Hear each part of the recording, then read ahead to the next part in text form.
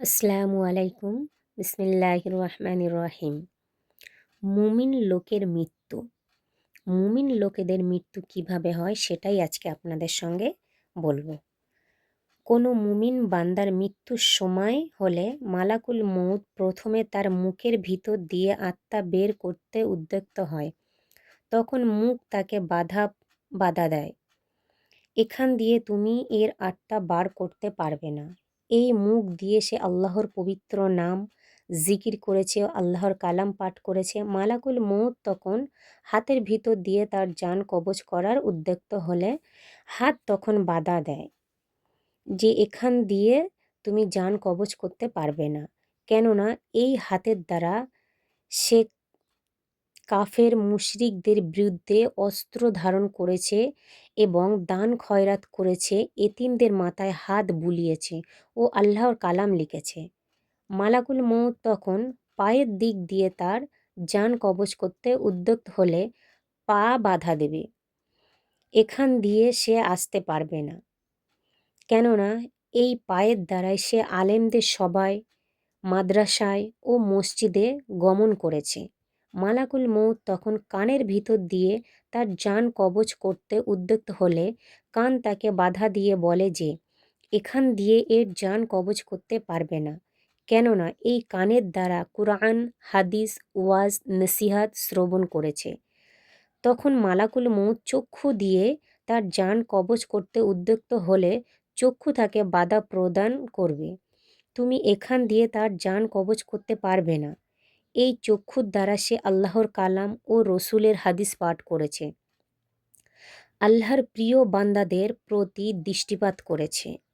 এভাবে তার যাবতীয় অঙ্গ প্রত্যঙ্গ মালাকুল মউতকে বাধা প্রদান করতে থাকলে সে ফিরে গিয়ে আল্লাহ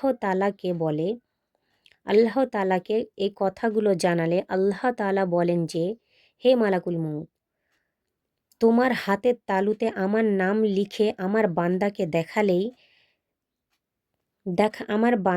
দেখালেই সে তার রূহ স্ব-ইচ্ছায় দেহ হতে বের হয়ে চলে আসবে।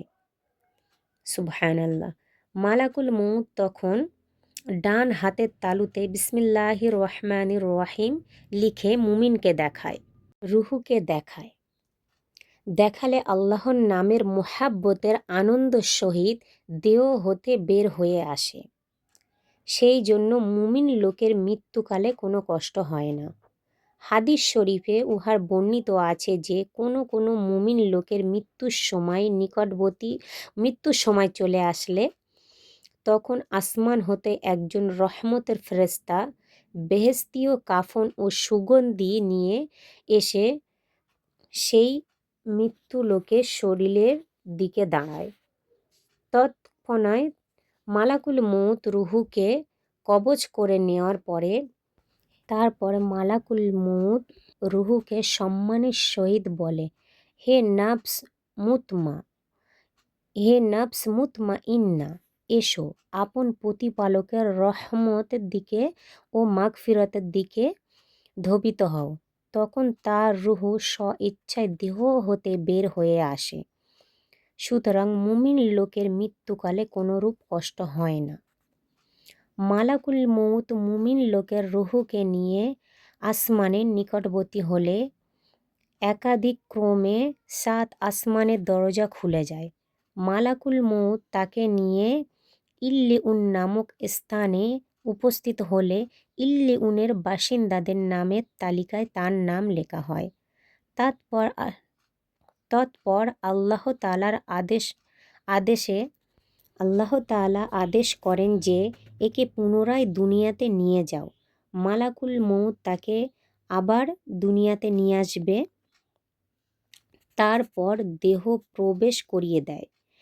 তারপর কবরে মুনকার নাকির নামক ফেরেশতা আগমন করে তাকে প্রশ্ন করে, মান রব্বুকা, মান দীনুকা, মান নাবিয়ুকা। মুমিনদের মৃত্যু ঠিক এরকমভাবেই হয়।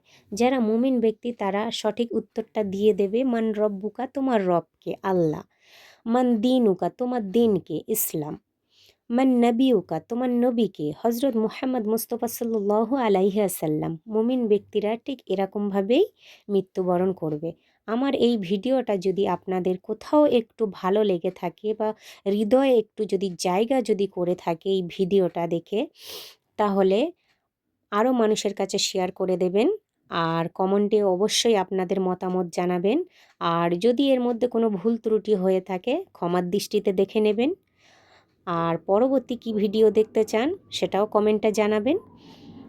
নেক্সট ভিডিওর অপেক্ষায় থাকবেন।